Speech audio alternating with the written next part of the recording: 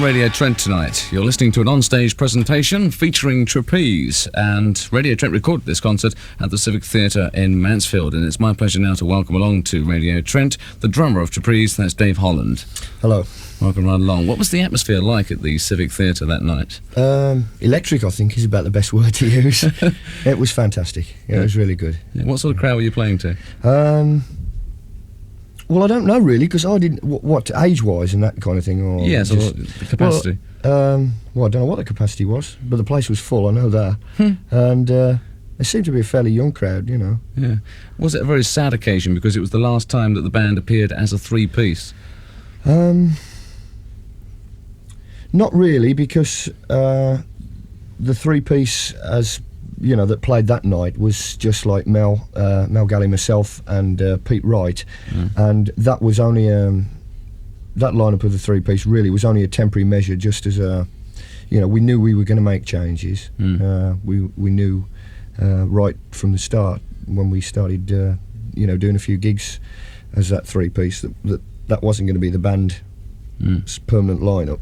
So not really, because we were expecting a change anyway. And that was about 2 days before it actually happened. What sort of new ground are you looking forward to covering with your new member? What's his name? Pete Golby. Pete Golby, yeah. And what's he on, lead guitar and vocals? Or? No, rhythm guitar. He doesn't play on everything, just you know, the occasional number, and lead vocals, of course. What's Peter's background? Well, he used to play for a group called Fable. Oh, yes. And well, I say play. He used to sing. You know, sing and play for a group called Fable. He then left that band and went solo. Did some stuff himself. Had about 3 singles out, I think, but didn't really do anything. And you know, he's a guy we've known for a long time, and it was the time was right. You know, and we approached him, you know, about joining the band, and he was very interested, and so we sort of took it from there. You know. Right, well, for most people who know the name Trapeze, you're very familiar with their music, but I should imagine there's quite a few people tonight who haven't heard of Trapeze before. And if Dave can just give us a bit of background about how the band started, etc. I don't know where I can remember that far back, actually. Were you with the group from day one? Or? Yes, I was, yeah. We started in February 1969. Yeah, on Threshold. Well, yeah, that was before the Threshold days. Even that was really. We were just a new band starting up, and we, you know, looking for a record label, same as all new bands do.